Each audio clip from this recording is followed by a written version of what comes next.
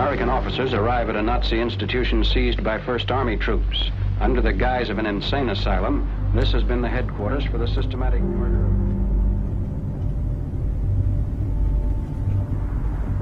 So what is this place?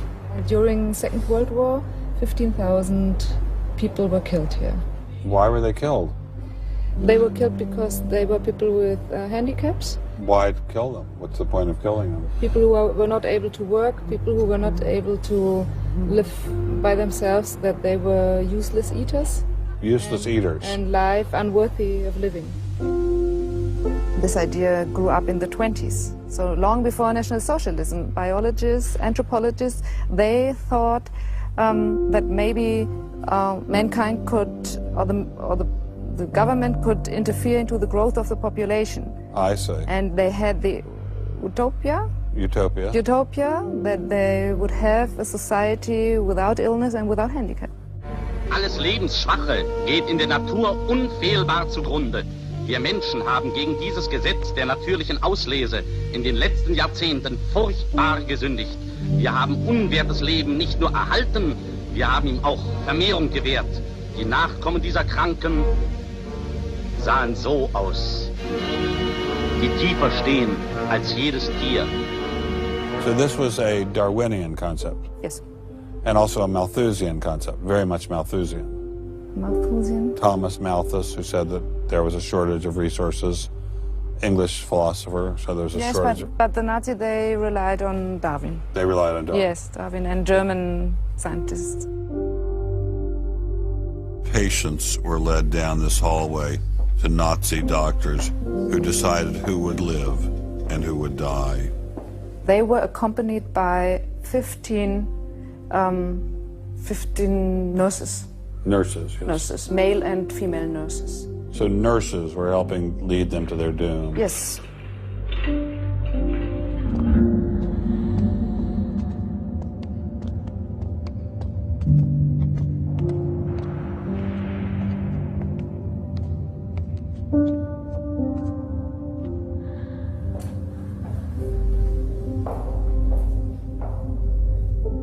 So were the prisoners told they were taking a shower? Yes, they were taking a shower, and here was 1 or 2 showers. So how many people were brought into this room? 60 to 70.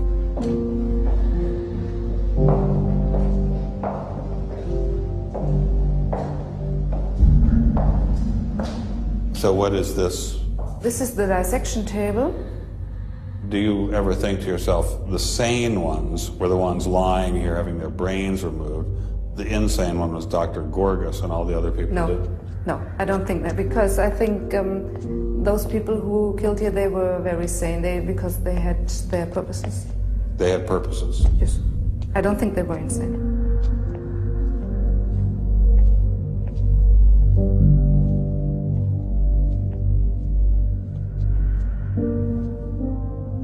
They had 2 crematory ovens. I see. And they killed about 70 people. A day? So a day, so they had... That's barely enough time. And they only killed from Monday to Friday. So... Because the people who were doing the killing needed to have the weekend off.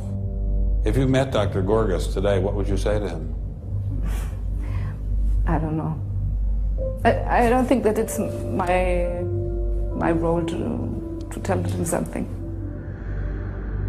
It's difficult to describe how it felt to walk through such a haunting place, to know that these cold stone and tile walls were the last things the victims of Hadamar ever saw.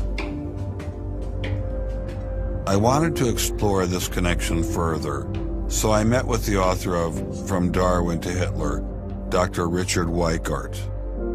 Hitler and many of the physicians that carried out this program were very fanatical Darwinists, and particularly they wanted to apply Darwinism to society. Was wir uns unter der deutschen Jugend der Zukunft wünschen, ist etwas anderes, als was die Vergangenheit sich gewünscht hat.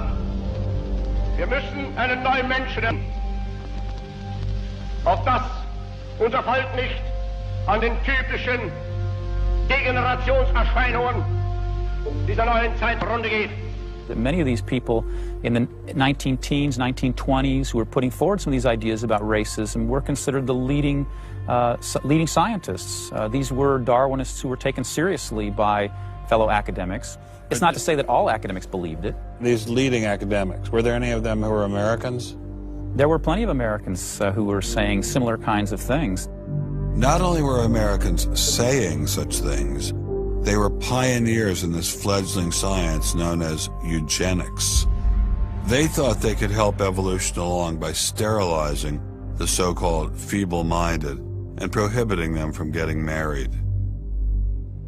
Physicians who are aware of the history of 20th century American medicine harbor some bad feelings towards Darwinists because of eugenics. And eugenics, which was an attempt to breed human beings, it was the darkest chapter of American medicine ever. There were 50,000 people involuntarily sterilized because they were deemed unfit to breed, basically.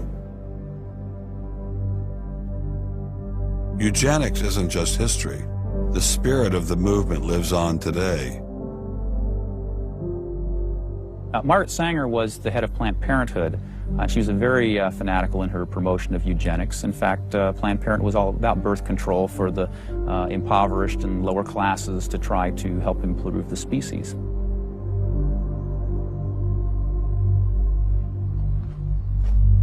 From Hadamar, I traveled with Dr. Weikart to Dachau, where the Nazis applied the ideas of eugenics on a massive mechanistic scale. When it was a fully functioning concentration camp, and what was the purpose of it? I mean, part of it was to repress political enemies. What was the rest of the purpose? Well, beyond the repression of the political enemies, which was its purpose at the very beginning, then later on it transformed into repressing racial enemies. And sometimes those categories overlapped because sometimes they thought that these people were political enemies because they were inferior biologically. The war itself was part of the Darwinian struggle for existence for Hitler. And he saw the extermination of the Jews as one of those fronts to this warfare going on as this Darwinian struggle for existence. Would you say that Hitler was insane? No, I wouldn't say he was insane. I think he had imbibed some very, very wrong ideas. And in fact, I think he took the logic of them in certain ways that brought him to take very radical solutions for them. Would you say he was evil? Oh, I'd definitely say he was evil. Is there such a thing as evil? Oh, I think there is. And is there such a thing as good? Oh, definitely. And evil can sometimes be rationalized as science. Oh, sure. And evil can sometimes be rational. When it's rationalized as science, and I think when it's rationalized in this particular way, in particular, I think Hitler thought he was doing good. He thought he was doing good? Oh, I think so. He thought he was benefiting. He thought he was benefiting humanity by driving evolution forward and creating a better humanity.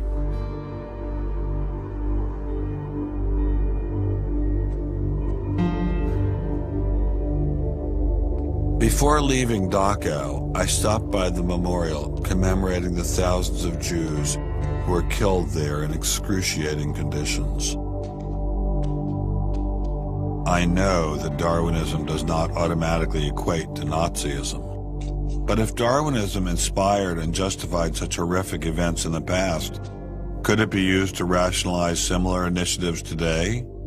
There's a good German expression, so fängt es immer ein. I mean, it always begins in the same way. Something to remember in the context of United States discussions of euthanasia and abortion. It always begins in the same way. There seems to be an excellent argument for getting rid of useless people by killing them. Or at least it seems excellent to the people advancing the argument. It's a love affair with death and, the euthanasia and this movement going on, which I find appalling. And the idea is that, immediately rid our society of anybody who might be a drain, and think of people in economic terms. And I think that's where some of the Darwin fits in, actually. It's just a devaluing of human life. First of all, if you take seriously that evolution has to do with, the transition of life forms and that life and death are just natural processes, then one gets to be liberal about abortion and euthanasia. All of those kinds of ideas seem to me follow very naturally from a Darwinian perspective, a deprivileging of human beings, basically. And I think that people who want to endorse Darwinism have to sort of take this kind of viewpoint very seriously.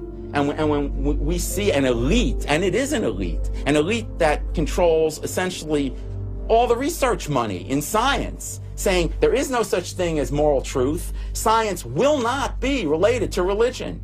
I mean, it's essentially official policy of the National Academy of Science that religion and science will not be related. I mean, hey, you know, that cuts off a lot of debate, doesn't it? What's going to happen if this doesn't change? Well, I think we're watching it happen, aren't we? I needed time to think, so I traveled to the birthplace of this idea.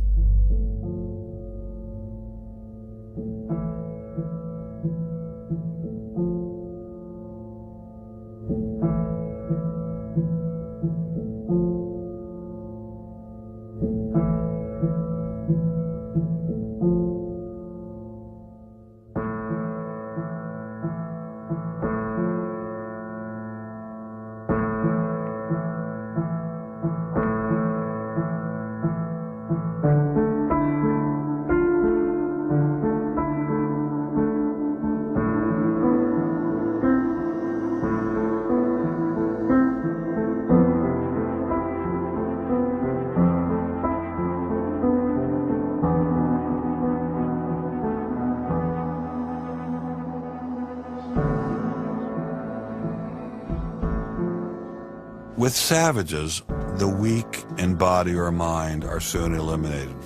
We civilized men, on the other hand, do our utmost to check the process of elimination. We build asylums for the imbecile, the maimed, and the sick. Thus, the weak members of civilized societies propagate their kind. No one who has attended to the breeding of domestic animals will doubt that this must be highly injurious to the race of man. Hardly anyone is so ignorant as to allow his worst animals to breed. Charles Darwin, The Descent of Man, 1871.